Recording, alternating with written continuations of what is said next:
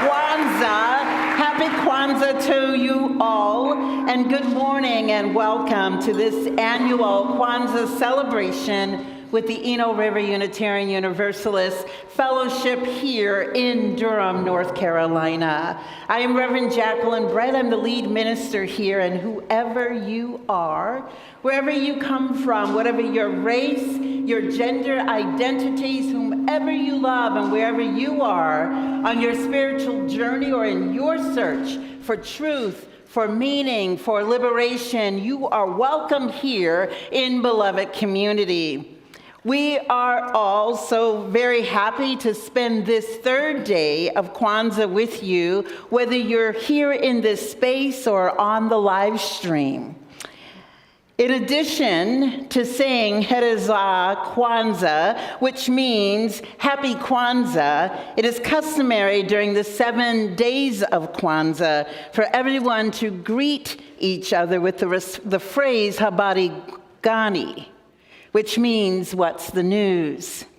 And on this third day of Kwanzaa, we respond by saying Ujima, which is the third Kwanzaa principle that we're celebrating today. And that principle means collective work and responsibility. And so if anyone extends a greeting to you today by saying Habari Gani, you would say, Ujima. All right, let's try it. Turn to someone next to you and say Habari Gani. Habari Gani. Ujima.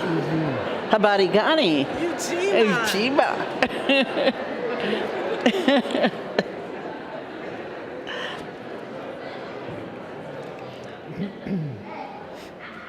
Lots of wonderful greeting.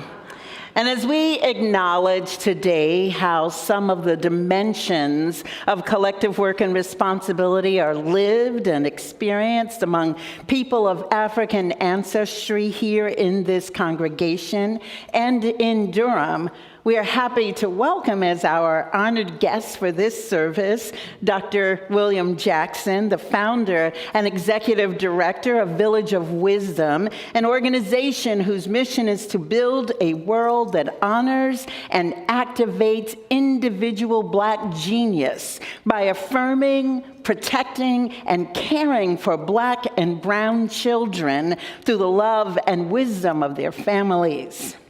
We also welcome the drummers and the dancers, where are our dancers, of the Diaspora Experience, Mama Dimples, Bintu Gibbs, Baba Billy Porter,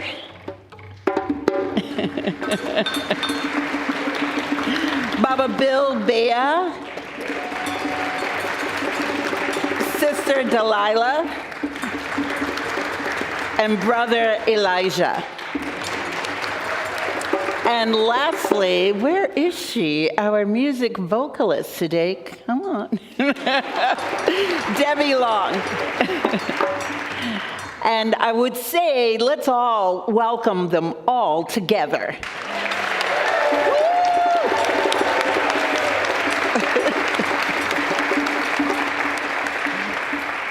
If you are visiting with us today and are present with us in this room, I invite you to rise in body or in spirit so that we might give you an ERUUF welcome.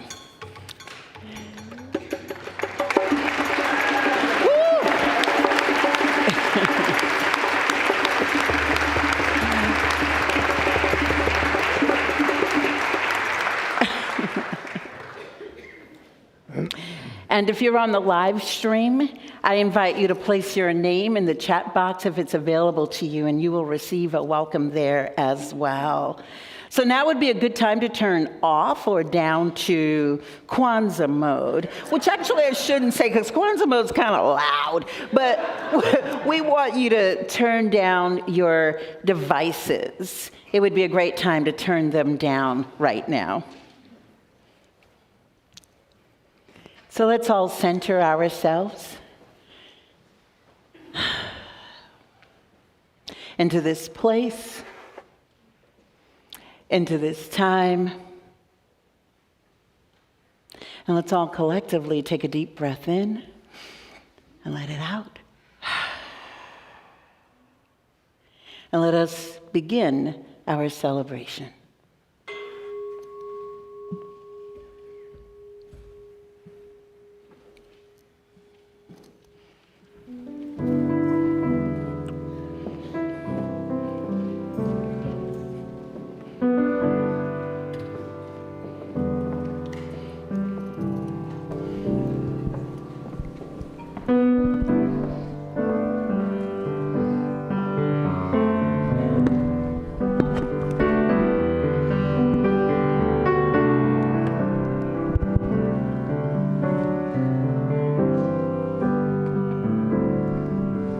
When the night has come and the land is dark and the moon is the only light we'll see.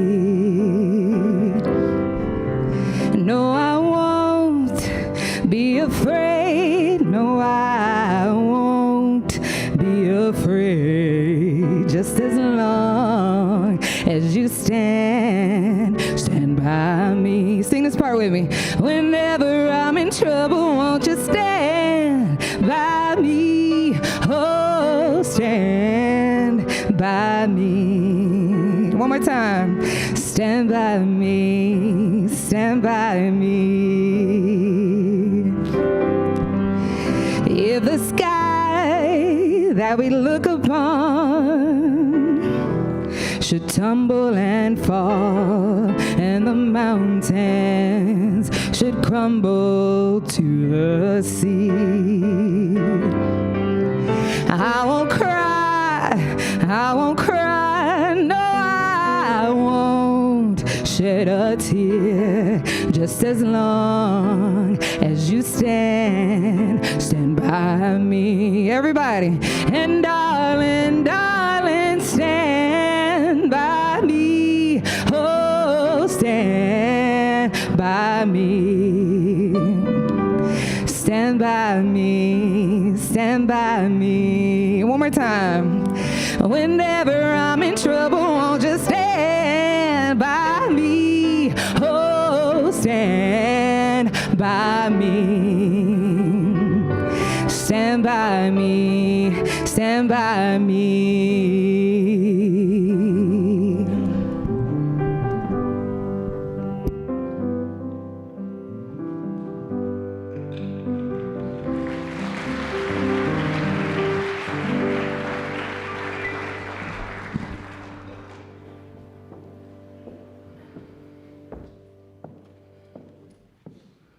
Welcome to your body, to your human beingness, to the field of existence.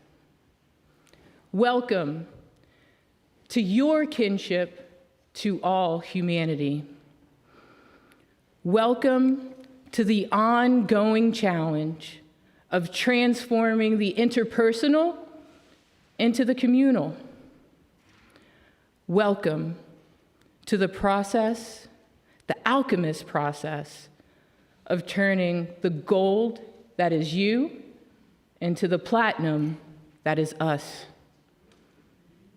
Welcome to the ever-emerging opportunity to build community of healing and mutuality. We light our chalice this morning, celebrating and sharing our culture and our lives with one another in beloved community. We also acknowledge that it is a tradition to honor our ancestors.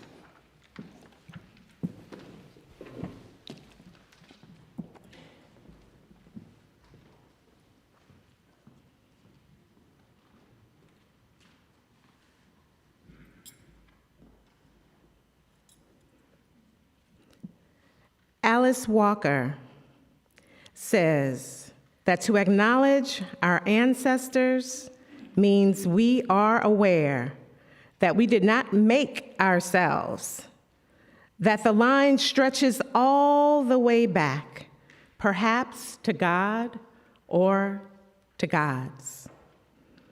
We remember them because it is an easy thing to forget that we are not the first to suffer, rebel, fight, love, and die. The grace with which we embrace life in spite of pain, the sorrows, is always a measure of what has gone before.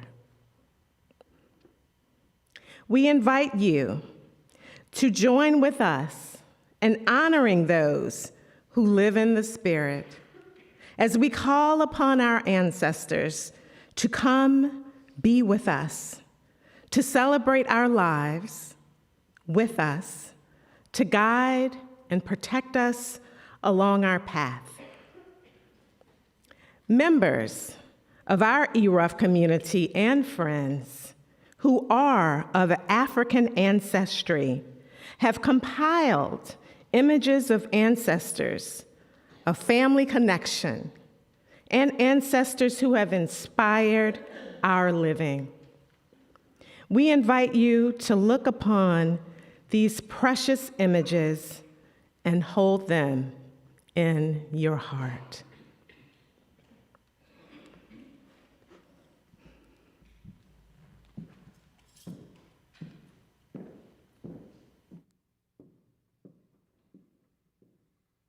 For each child that's born, a morning star rises and sings to the universe who we are. For each child that's born, a morning star rises and sings to the universe who we are. For each child that's born, a morning star rises and sings to the universe who we are. For each child that's born, a morning star rises and sings to the universe who we are.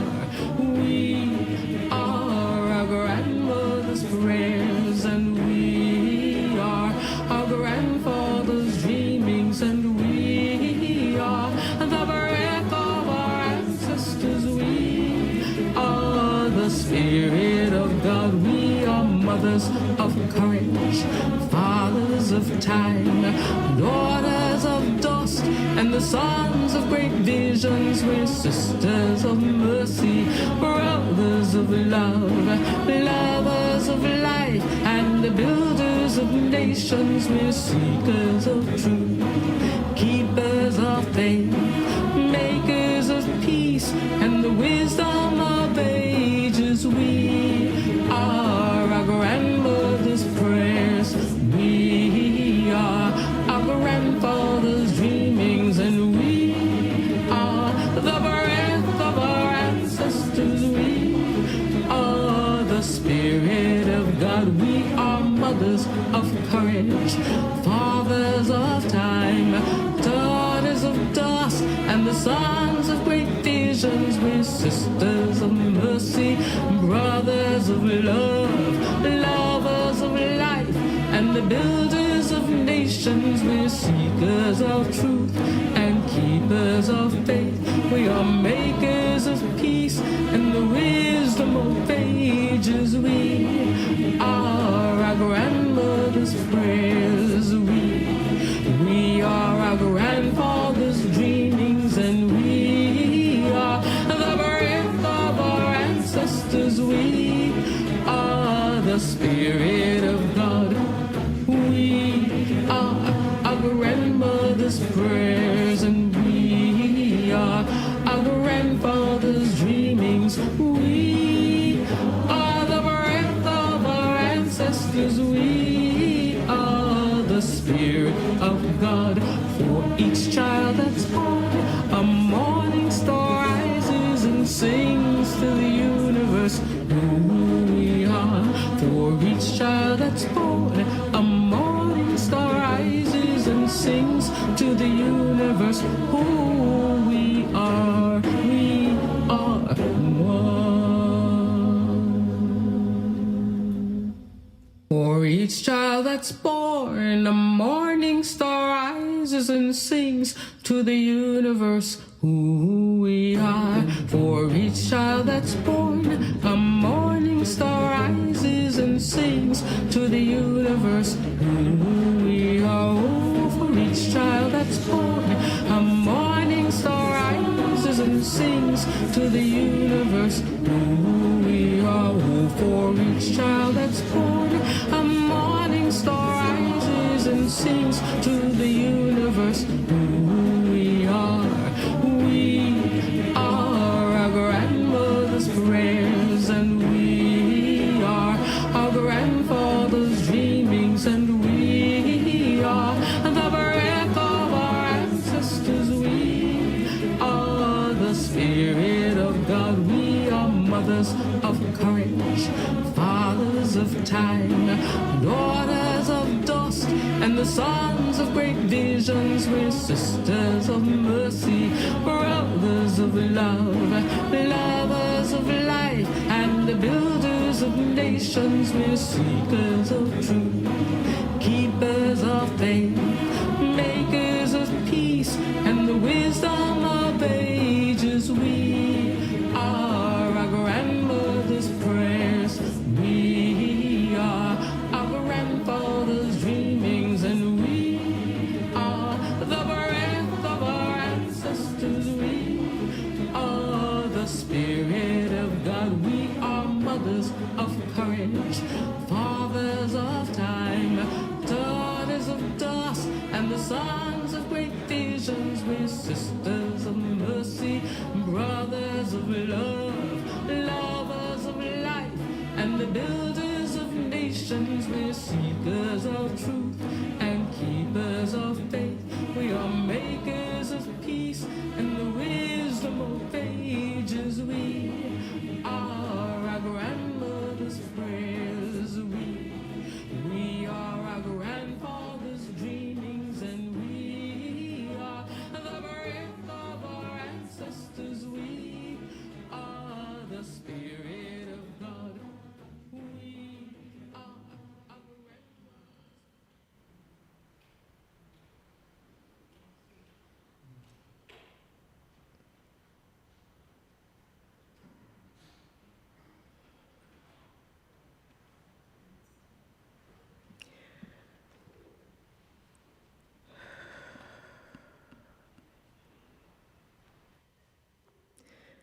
We invite you to call in your ancestors, those who would bring a spirit of love and well-being for all, to join us in our celebrations this morning.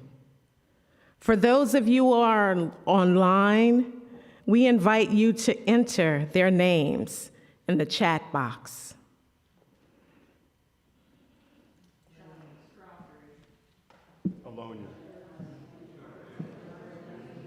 Audrey, Elise, Orcelius,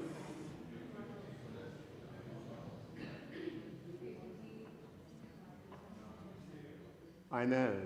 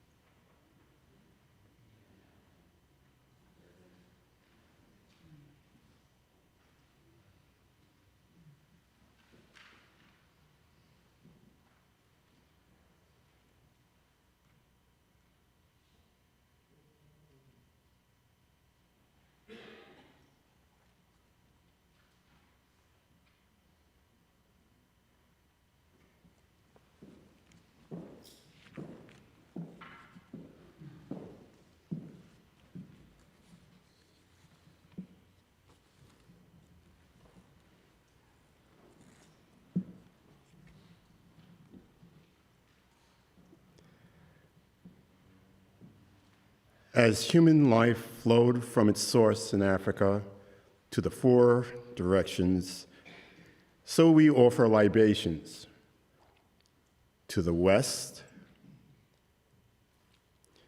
Ashe. To the north, Ashe. To the south, Ashe. And the east,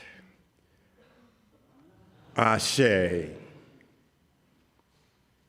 We welcome the spirits of those who hold us with their love and well-being, who have given us our lives, our natures, and our identities to come and take their proper place among us at this time.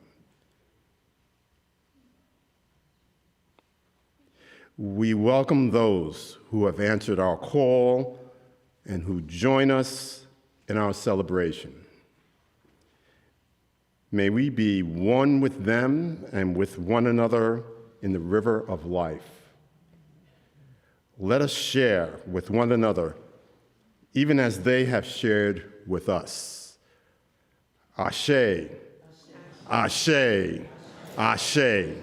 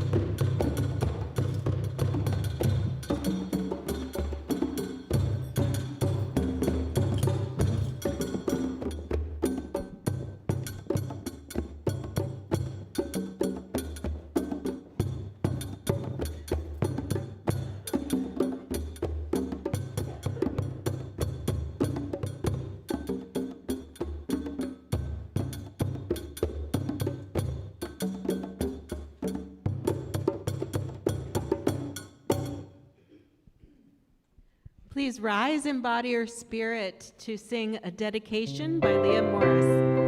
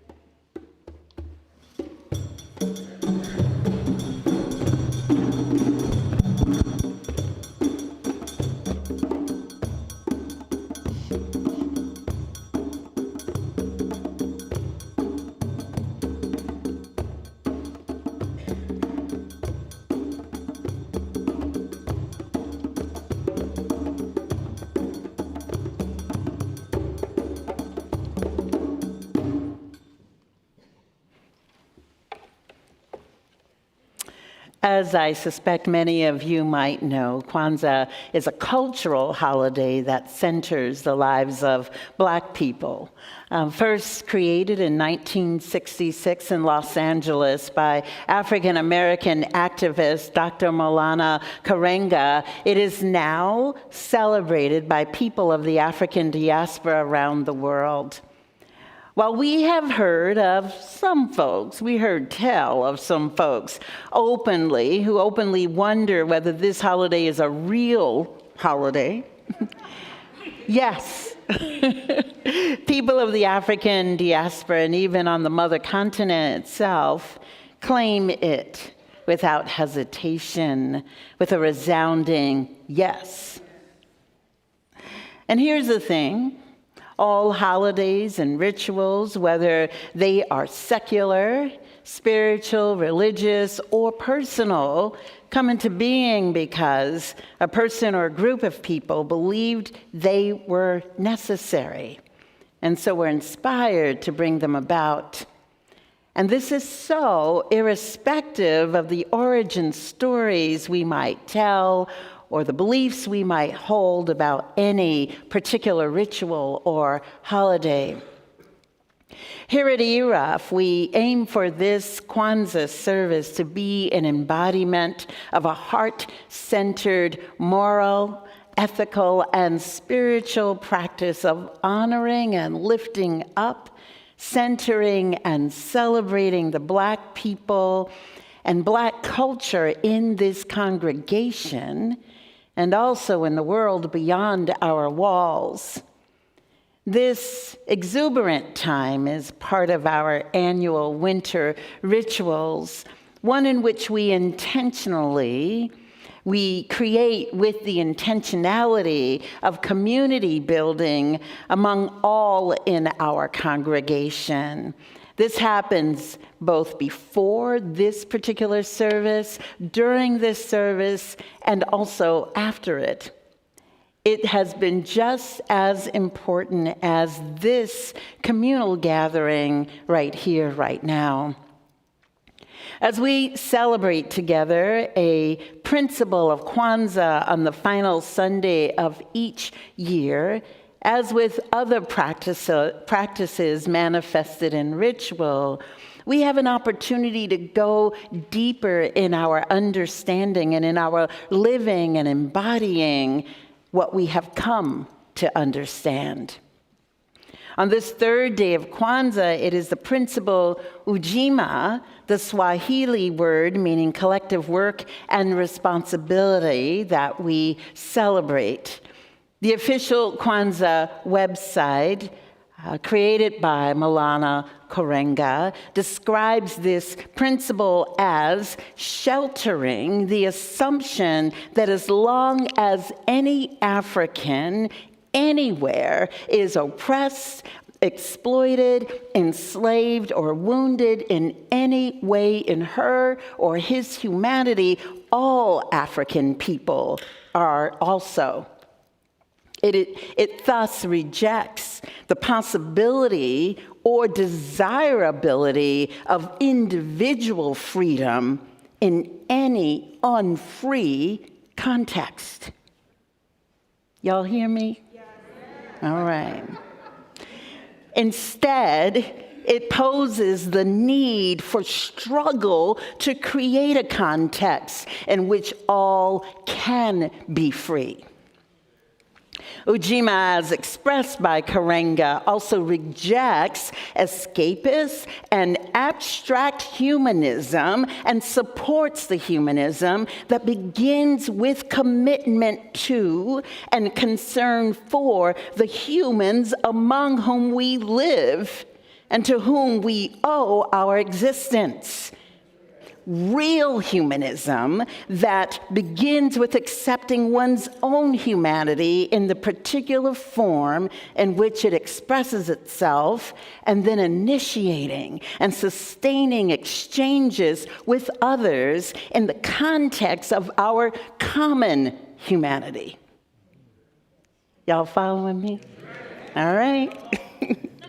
In a spirit of Ujima, we here at ERUUF Hold fast to our conviction that we are a network of mutuality and that on this tiny 7-acre spot on the planet, we are engaged in the collective work and responsibility of creating a space where all might find belonging and spiritual home, where all can know and experience that we can be free.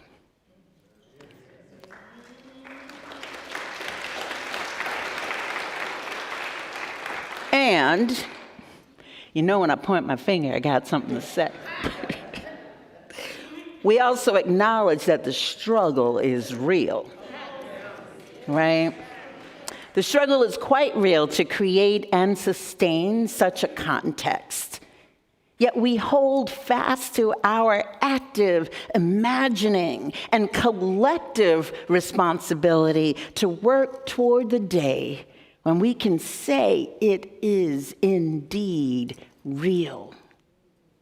And whether we ourselves are ultimately here to experience it or not, we shall nonetheless hold in our hearts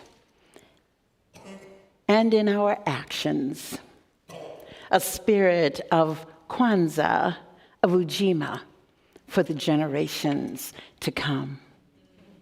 Let us make it so, my friends. Ashe.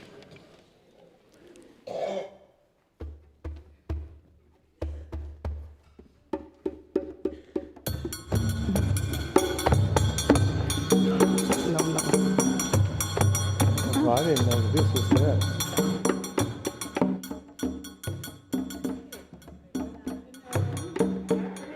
Peace and blessings to all. We are the Diaspora Experience. We were formed from collective, what is it? Collective work and responsibility. That's how that's how I formed this group.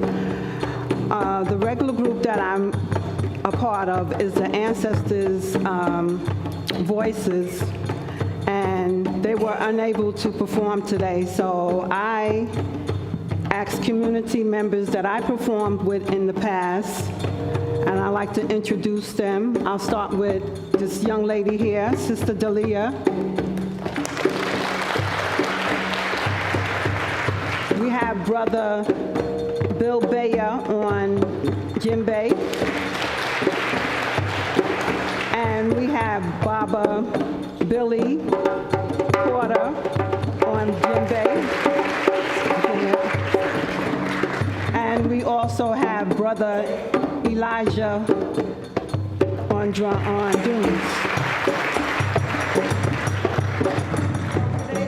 Yeah. It's a celebration dance, and this is a celebration, and this is a celebration. So we're gonna do a little ritual of farming, and then we're gonna come back and celebrate with a little dance. And we're also gonna do a second dance, which is Funga, where we will welcome you to come and join us to dance with us, okay? All right, so we will begin. I got this other mic on.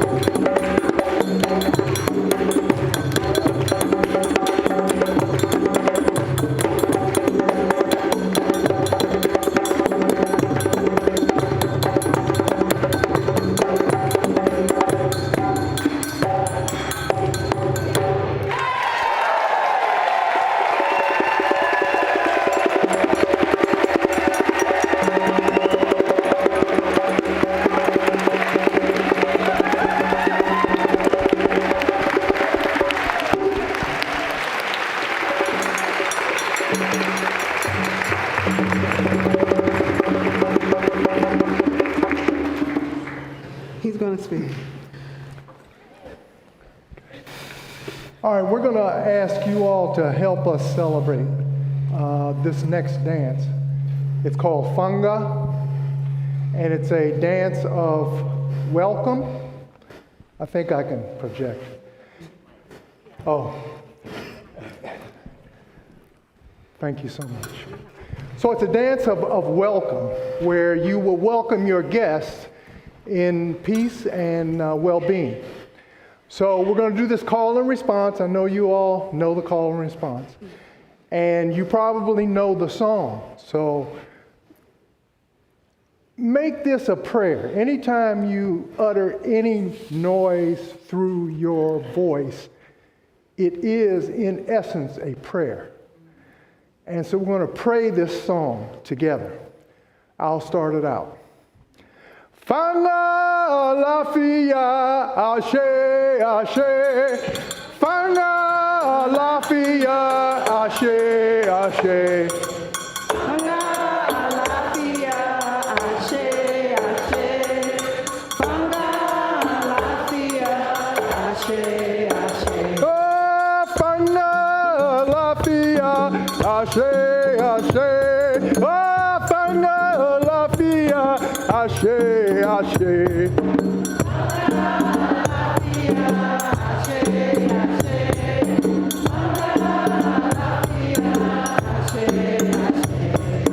Ashe, ashe, ashe, ashe. One more time. Ashe, ashe, ashe, ashe.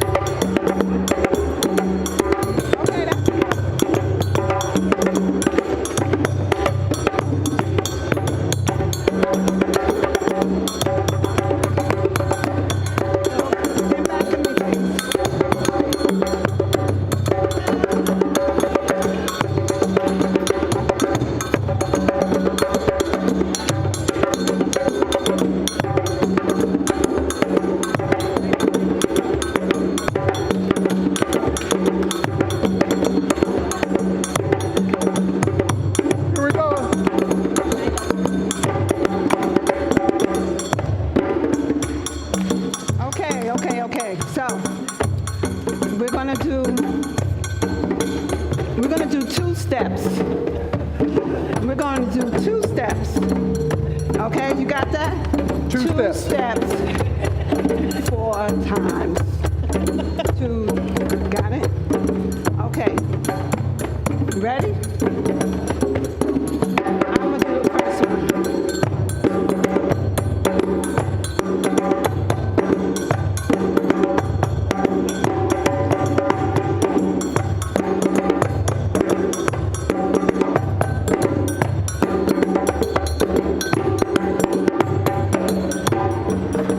Okay, now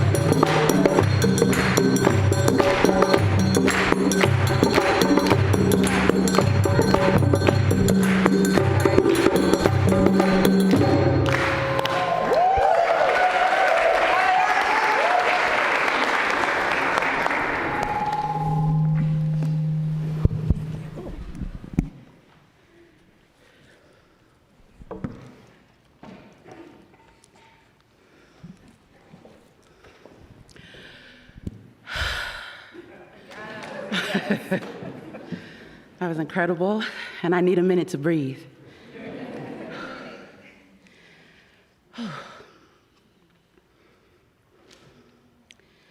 What is the scale of breathing? You put your hand on your individual chest as it rises and falters all day. But is that the scale of breathing? You share air and chemical exchange with everyone in the room, everyone you pass by today. Is the scale of breathing within one species? All animals participate in this exchange of release for continued life, but not without the plants. The plants, in their inverse process, release what we need, take what we give without being asked. And the planet, wrapped in ocean breathing, breathing into sky. What is the scale of breathing? You are part of it now, and you are not alone. And if the scale of breathing is collective, beyond species and sentience, so is the impact of drowning. The massive drowning, yet unfinished, where the distance of the ocean meant that people could become property, that life could be for sale. I'm talking about the Middle Passage, and everyone who drowned and everyone who continued breathing. But I am troubling the distinction between the two. I'm saying that those who survived in the underbellies of boats, under each other, under unbreathable circumstances, are the undrowned. And their breathing is not separate from the drowning of their kin and fellow captives. Their breathing is not separate from the breathing of the ocean. Their breathing is not separate from the sharp exhale of hunted whales, their kindred also. Their breathing did not make them individual survivors. It made a context. The context of undrowning. Breathing in unbreathable circumstances is what we do every day in the chokehold of racial, gendered, ableist capitalism. We are still undrowning. And by we, I don't only mean people like myself, whose ancestors specifically survived the Middle Passage, because the scale of our breathing is planetary at the very least.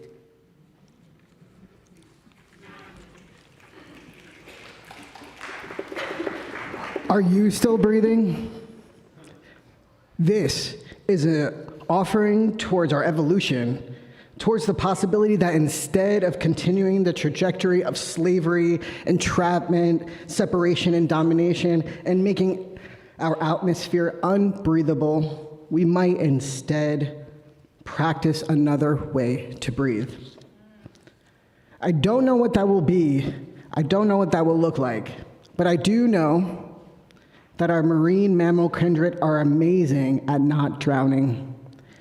So I call on them as teachers, mentors, guides, and I call on you as breathing kindred souls.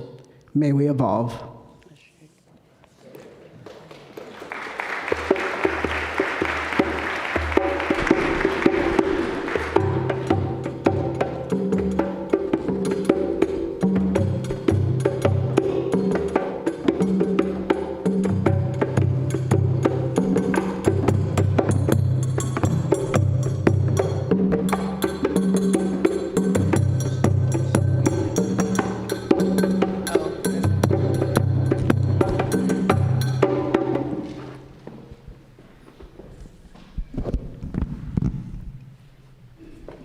I think y'all are gonna know this song, so please sing along. It's also in this book on page 1021, if you have it in your pew.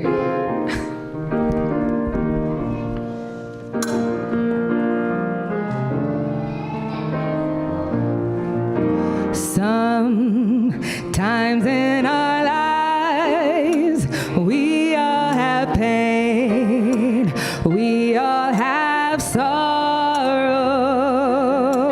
but if we are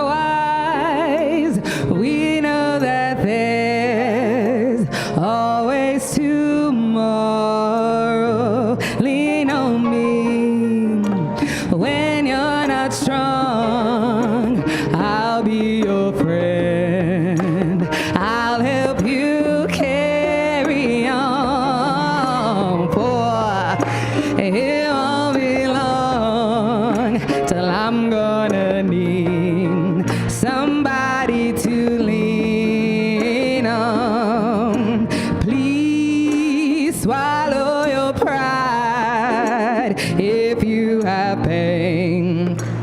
Da, da, da, da, da, for, da, da, da, da. I don't have it. Da, da, da, da. Somebody to lean on me.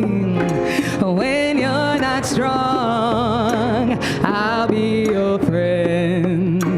I'll help you carry on, for it won't be long till I'm gonna need somebody to lean on. You just call on me, brother, when you need a hand. We all need somebody to lean on. I just might have a problem that you'll understand. We all need somebody to lean on me. When you're not strong, I'll be your friend. I'll help you carry on, for it won't be long till I'm gonna need somebody to lean on.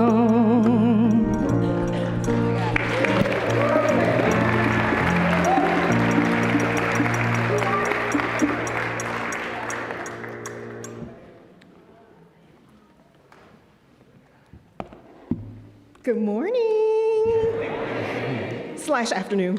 I'm Dr. Ruby. Hey, Dr. Ruby.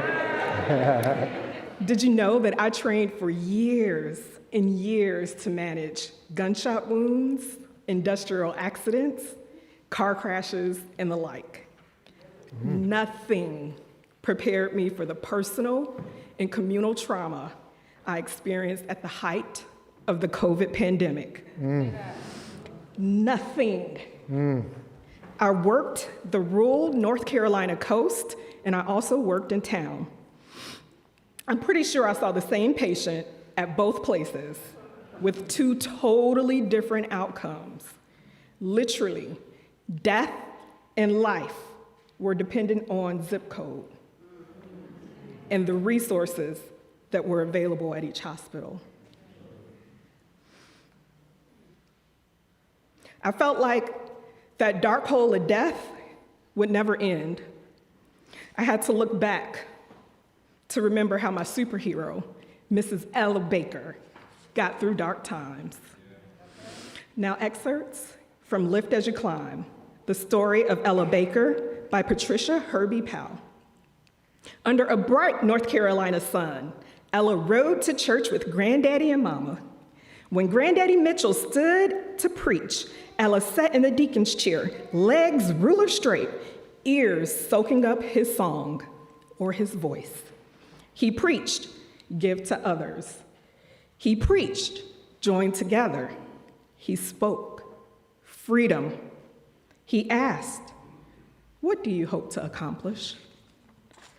At 14, Ella set off for boarding school in Raleigh, high school and college at Shaw University, top of her class. She did work her way, though, through to pay for school. After she graduated, she moved to New York. She asked herself, what do I hope to accomplish? She would lift as she climbed. She got a job with the NAACP to raise money for racial justice. The people wanted freedom. Martin Luther King, 100 Men, and Miss Ella Baker worked together for Black freedom. They formed the Southern Christian Leadership Conference, working from the top down Ella, she worked from the bottom up, from the grassroots. She wanted people to solve their own problems, like her mother taught her, lifting as she climbed. Prompted by sit-ins, she brought young students together for a conference at Shaw. A united swell of voices was more powerful than an individual voice. The students asked her advice. As always, the teacher, she asked them, "What do you hope to accomplish?" From this question came the Student Nonviolent Coordinating Committee, or SNCC, as some of you may know. Ella said, "We are not fighting for the freedom of the Negro alone, but for the freedom of the human spirit." To her last days, Ella fought for freedom, lifting as she climbed.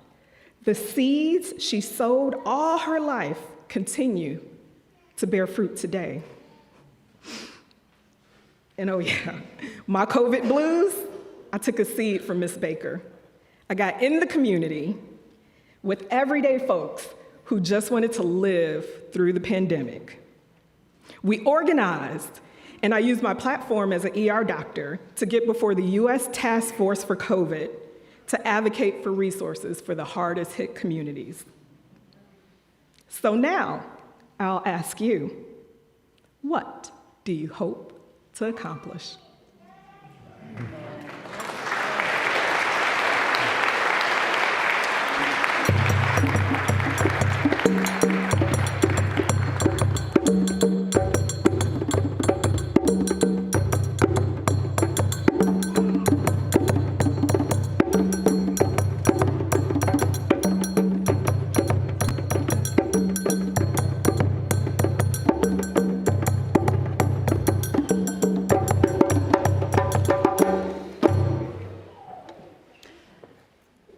I invite you to join me now in the spirit of prayer.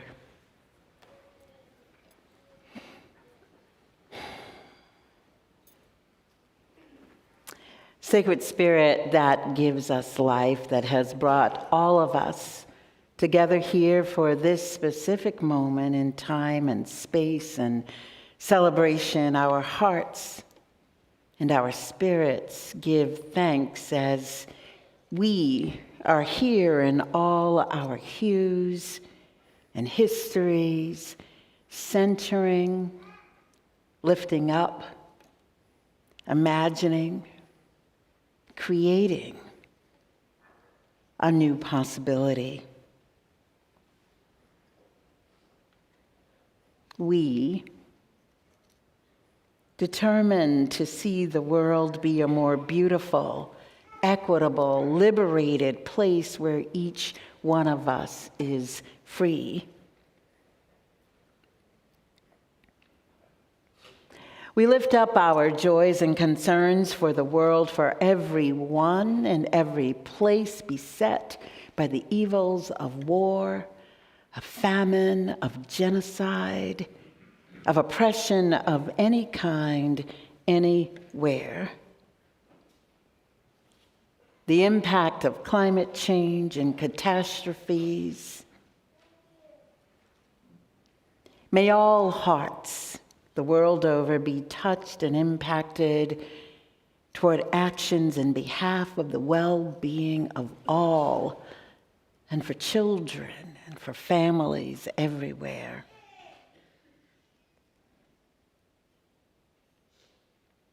And we offer our support for those in this community who are experiencing illness or suffering of any kind. May we be a source of care. And we celebrate with those who are experiencing joy in this time, as we know that this too, our joy, is needed. O love, most high and everlasting, come and fill this moment with your blessing, and so may we breathe together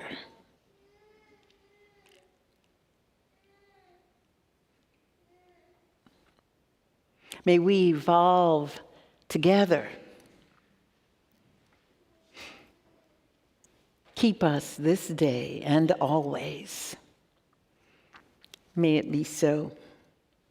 Ashe, ashe, ashe.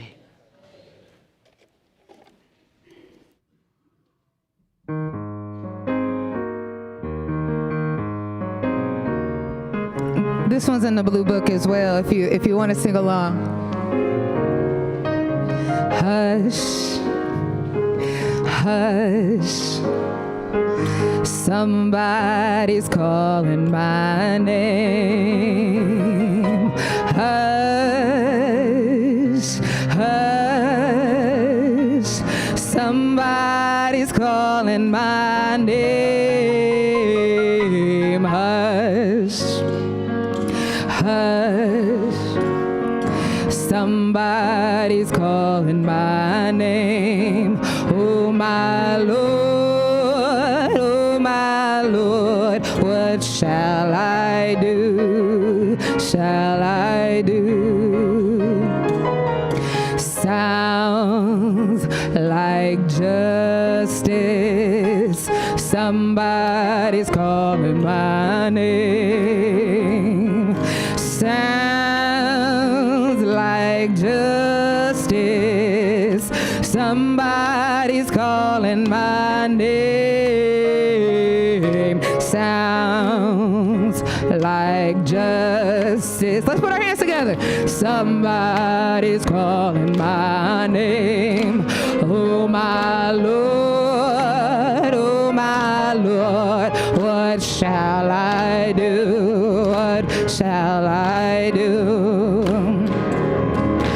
I'm so glad that trouble don't last always. Ain't you glad today? I'm so glad that trouble don't last always. I'm so glad that trouble don't last always. Oh my Lord, what shall I do? I do. One more. But I'm just empty. Death come creeping in my room. Soon one morning. Soon one morning. Death come creeping in my room. Soon one morning. Death come creeping in my room. Oh my Lord. Oh my Lord, what shall I do? What shall I do? One more time, hush now. Hush, hush, somebody's calling my name. Y'all stop clapping, where to clap? Hush, hush, somebody's calling my name. Hush, hush, somebody's calling my name. Oh my Lord, what shall I do? What shall I do?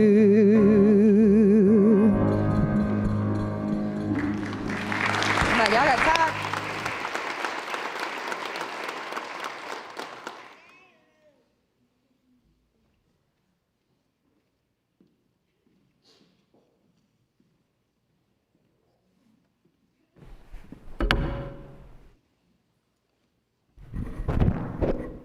Good morning, everybody. Well, good afternoon.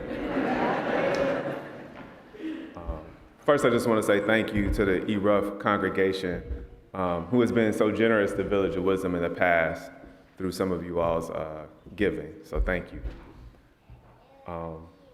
And thank you Reverend Jacqueline Britt for the invitation. I really appreciate this time to be able to come and be with you all this morning and share some thoughts on Ujima and the work of Village of Wisdom. As I prepare for this speech, in the spirit of Ujima, I figured I'd ask my community, my immediate community, my family, what they thought about the idea of collective work.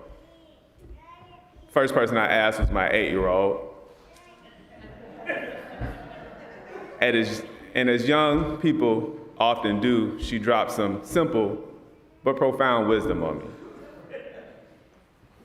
She said that when we work together, it means less work for everybody. Things get done faster, and you get ideas you don't have on your own. Black genius. Solid advice. Her sister's name means freedom, and true to her contrarian spirit, when I asked her, she's also 4 years old, she just looked at me and said no.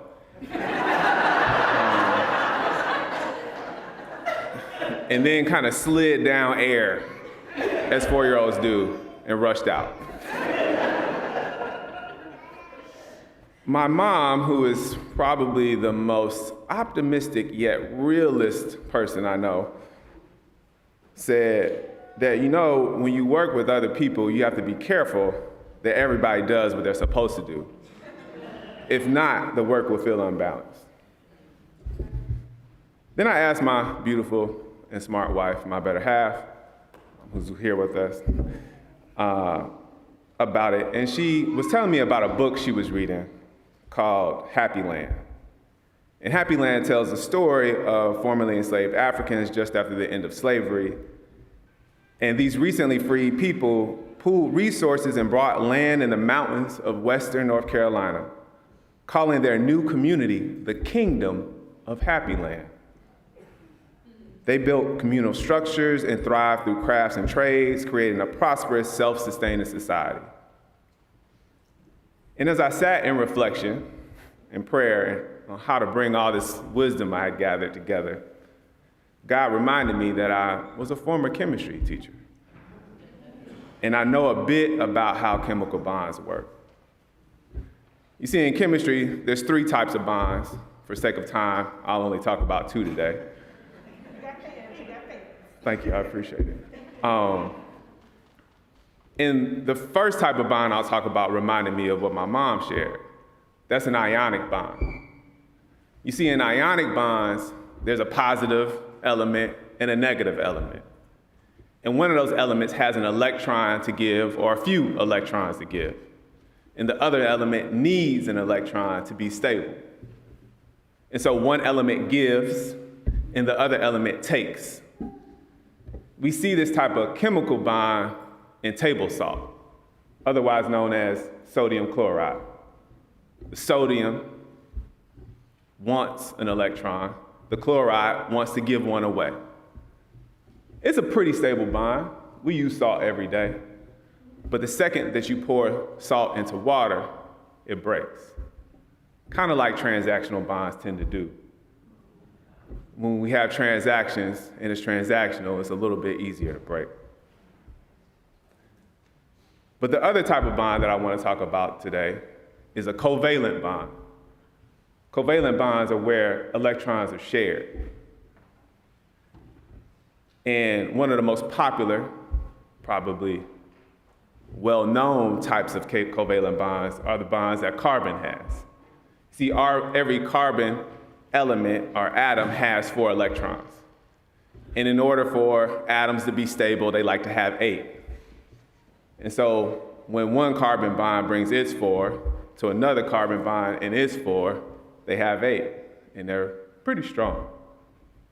Really, really kind of popular in the natural world. I'll get to that a little bit later. But there's also this type of bond that's covalent that might be a little too strong. And it actually comes in the form of nitrogen bonds. Nitrogen bonds bond together so tightly that they're really hard to break apart. And they only like to bond with each other. As a matter of fact, The only way for nitrogen to be useful to the natural world is for it to be broken apart. And the only way for it to be broken apart is either through this really complicated, like fertilizer thing, or lightning itself. Lightning literally has the energy to break these really tight nitrogen bonds. They really like each other for some reason. And that nitrogen bond really reminded me of something, because nitrogen itself is not necessarily toxic, but it can be extremely dangerous in high concentrations because it displaces the oxygen in our environment. And when you get too much when you get too much nitrogen, people can die of asphyxiation. Dizziness, unconsciousness, losing breath, dying. And so nitrogen gas actually reminded me a bit of the beginning of 2025.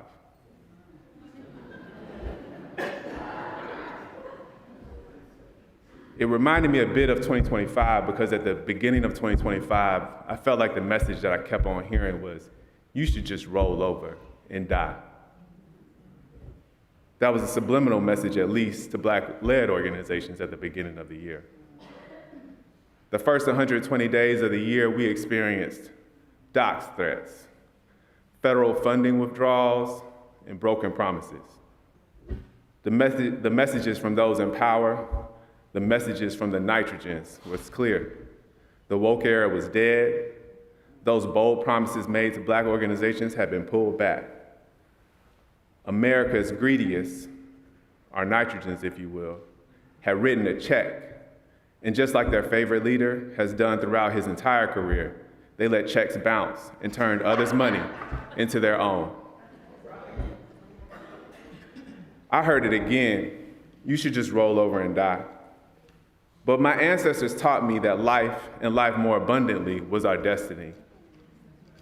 That our resolve is in our community, and through our bonds of collective work, we will not be denied.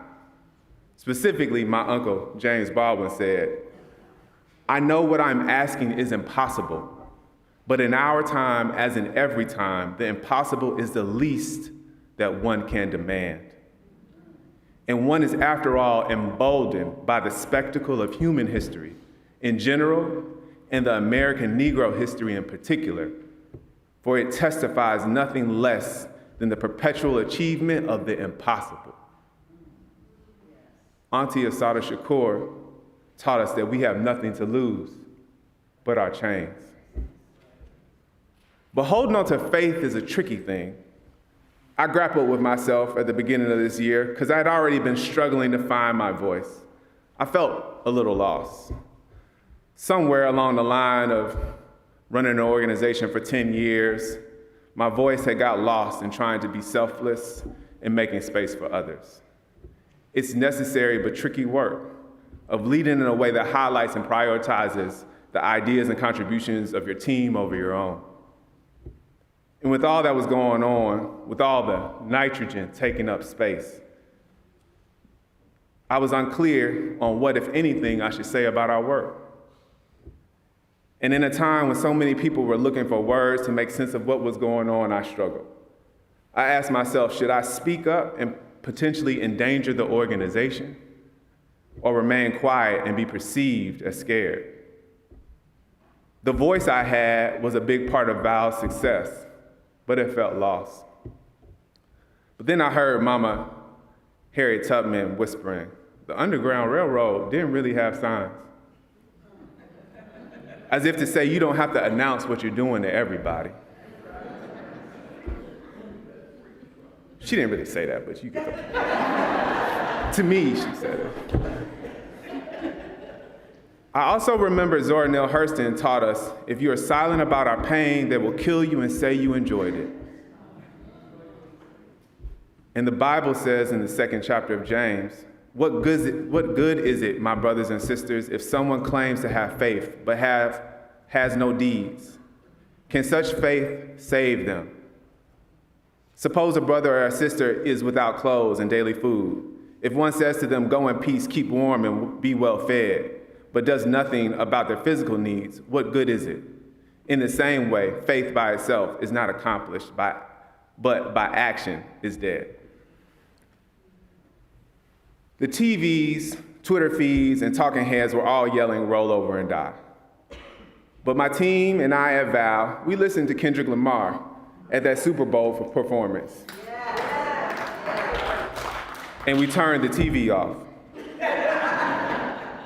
Apropos to our name at Village of Wisdom, we have made vows. Village of Wisdom, VOW, vows, for those who are trying to keep up. Vows to bring parents and students and teachers together in collective work. Our Director of Instructional Liberation, Arsante Malone, led us in recruiting 25 teachers across 5 schools into our That's Just Good teaching program that trains teachers on how to build trust with parents to create better learning experiences for students.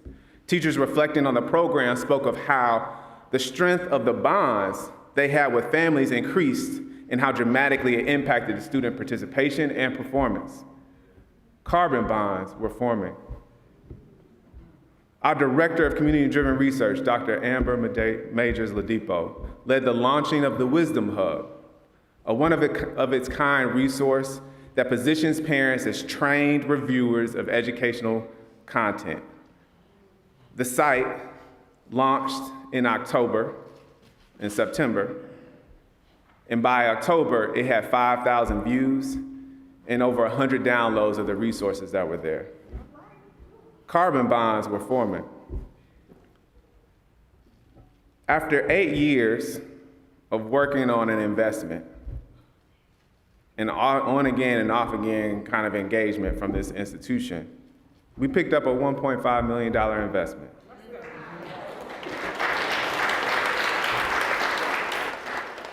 New Prophet is the name of the entity, and they're a bit of a field leader, signaling to everybody else that, hey, we might be on to something. Carbon bonds were forming. 18 Black parent leaders from our Dreamship Fellowship came to the end of their 2-year experience. In this fellowship, we pay parents to learn, to rest, to dream. And at the end of this experience, we told all 18 of them that they needed to work together, Ujima, to create 6 different exhibits about what it looks like to create a culturally affirming learning environment for young people. Learning environments that demonstrated Black love, resistance, Black genius. Many of these exhibits will be featured at Black Genius Fest, February 2026, on the 100th anniversary of Black History Week, right here in Durham, downtown Durham.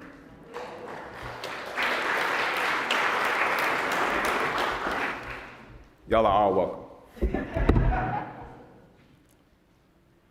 All of this in the middle of a country led by nitrogens. Nitrogens telling us that the cost of partnership, the cost of collaboration was too high, as they held tightly to their commitments to individualism, telling us from a deep place of selfishness that what we were doing was impossible. And as I wrote this piece, I remembered one critical fact. I didn't start Village of Wisdom because I thought it was possible.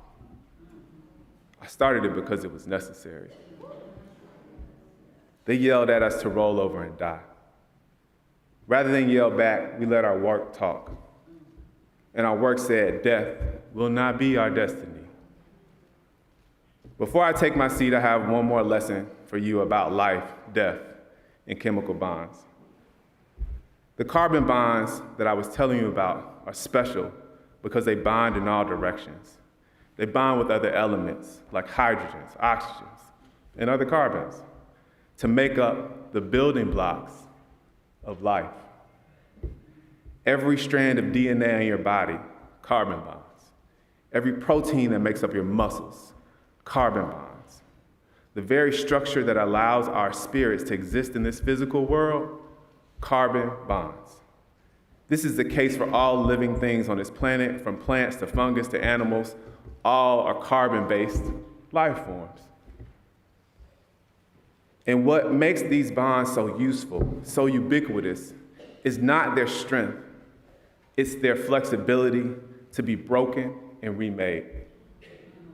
Every day, your DNA is broken down and recreated. Every day, muscle fibers are broken down and recreated. It is not the strength to hold on, but the strength to regenerate. Carbon isn't the foundation of life because it's the strongest. It's the foundation of life because it's the most useful, the most generous, the most willing to connect in multiple directions. Nature, the creator, didn't choose isolating power to sustain its life, to sustain life. The creator didn't choose isolating power to sustain life. Nature chose value. Nature chose strength that is based in sharing and sharing again. And nature teaches us that diversity and collective work isn't just our strength, it's our genius. It's what makes us special. It is what makes us alive. Death will not be humankind's destiny because life is our legacy. Life is God's promise to us all. And life doesn't demand the strong, isolating bonds. Life demands bonds that give, that share, that connect, that transform. That's Ujima. That's carbon bonds. That's us.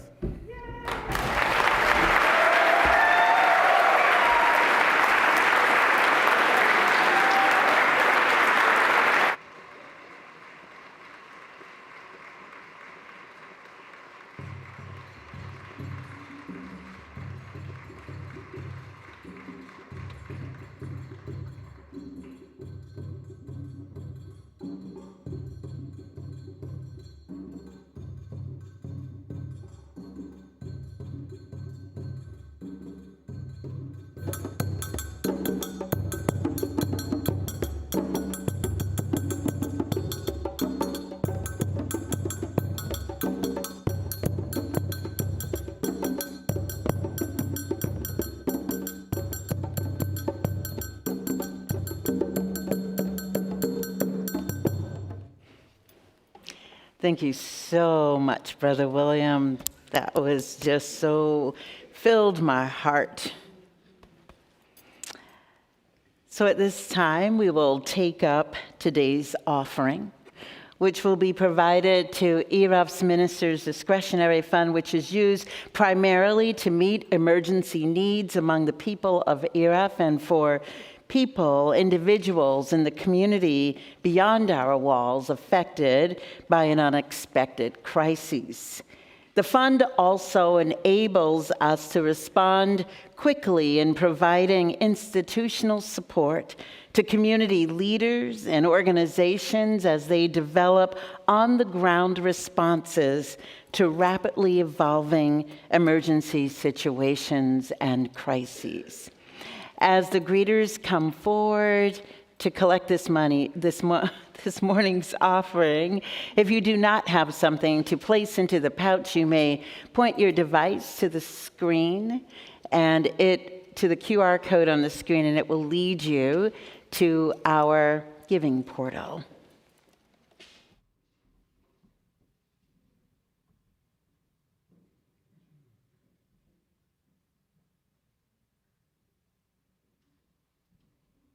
Check, check.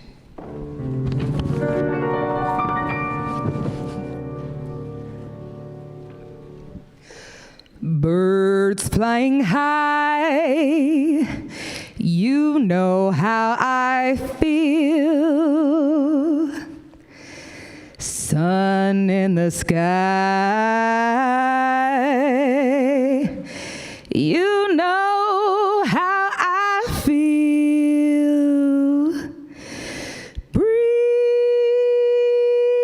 drifting on by, you know how I feel.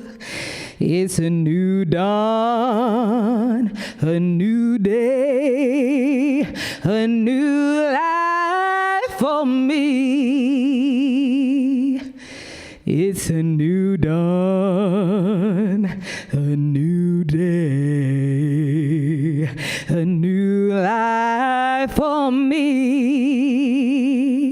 Woo. And I'm feeling good.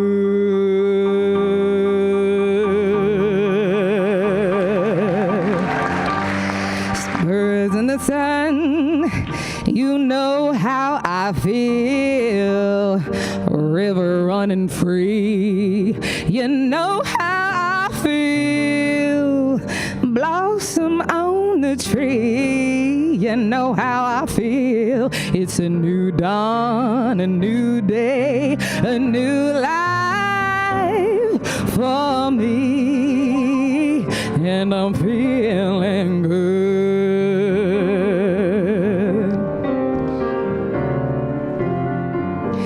Dragonfly out in the sun, you know what I mean, don't you know? Butterflies all having fun, you know what I mean. I'll sleep in peace when my day is done, that's what I mean.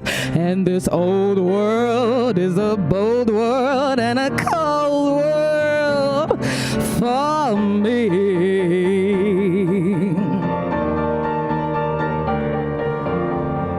Stars, when you shine, you know how I feel. Scent of the pine, you know how I feel. Freedom is mine, and that's how I feel. And this old world is a bold world and a cold world for me. And I'm feeling good.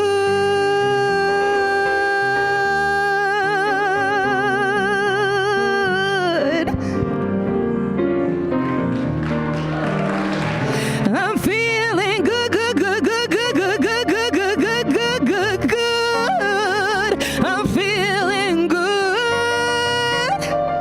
Yeah. I'm feeling good, good, good, good, good, good, good, good, good. I'm feeling good. One more time.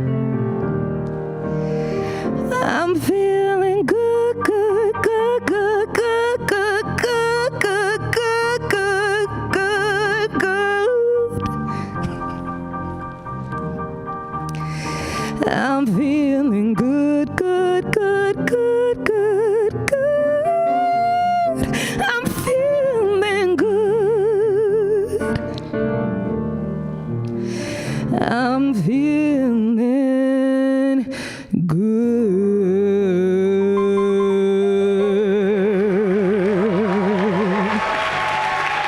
Thank you.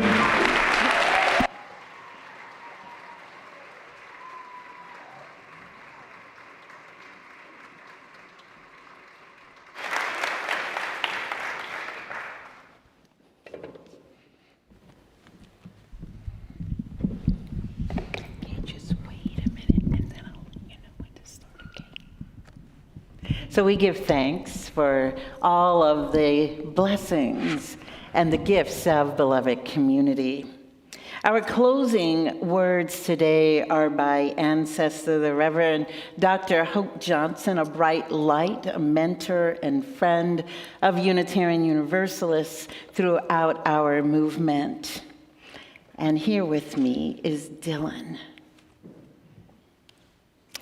We are one, a diverse group of proudly kindred spirits, here not by coincidence, but because we choose to journey together. We are active and proactive. We care deeply. We live our love as best we can. We are one. Working, eating, laughing, playing, singing, storytelling, sharing, and rejoicing, getting to know each other, taking risks, opening up, questioning, seeking, searching, trying to understand, struggling, making mistakes, paying attention, asking questions, listening. And living our answers. Learning to love our neighbors, learning to love ourselves. Apologizing and forgiving with humility. Being forgiven through grace. Creating Beloved community, together. Ready? We are one. Okay,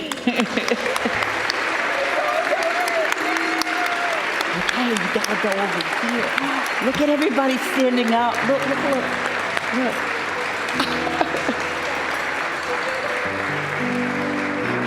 Yes.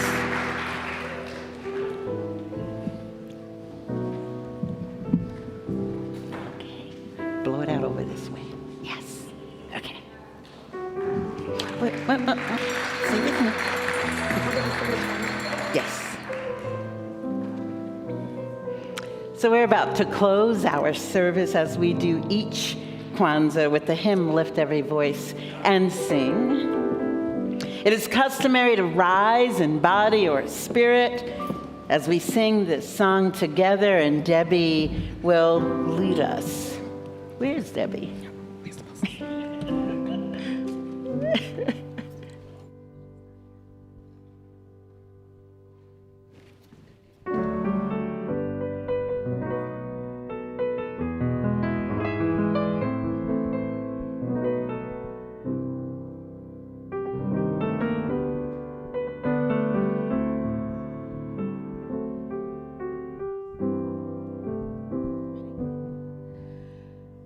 Lift every voice and sing till earth and heaven ring with the harmonies of liberty. Let our rejoicing rise high as the listening skies. Let it resound loud as the rolling sea. Sing a song full of the faith that the dark past has taught us. Sing a song full of the hope that the present has brought us. Facing the rising sun of a new day begun. Let us march on till victory is won. Stony the road we trod, bitter the chastening rod, felt in the days when hope unborn had died, yet with a steady beat, out of the weary feet, come to the place for which our Father Son. We have come over a way with the tears have been watered. We have come treading a path through the blood of the slaughtered. Out of the gloomy past, till now we stand at last, where the white gleam of our bright star is cast. Of our wearies, God of our silent tears, thou who has brought us thus far on the way, thou who must by might let us into the light, keep us forever in the path we pray. The feet straight from the places, our God, where we met thee, lest our hearts drunk with the wine of the world we forget thee. Shadowed beneath thy hand, may we forever stand, true to our God, true to our native land. I guess I'll take it. As we prepare to leave this space, know that everyone is invited to a karamu, a feast, and the food is good, y'all. I already tasted some of it. And finally, and so that will be across the breezeway in the fellowship hall or next door in the commons room. And finally, we ask that you please wait until after the recessional before leaving your pews. And so I invite you now to join me in giving thanks for the food that we're about to receive. May we remember that earth, water, fire, air, and space combine to create the food we are about to share.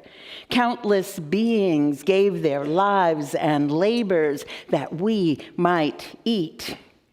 We express our gratitude to them all. May we be nourished so that we may in turn nourish life. Amen. Ashe. May it be so. Go in love, go in peace, go with courage, and go knowing that you are not alone. Amen. Okay. All right.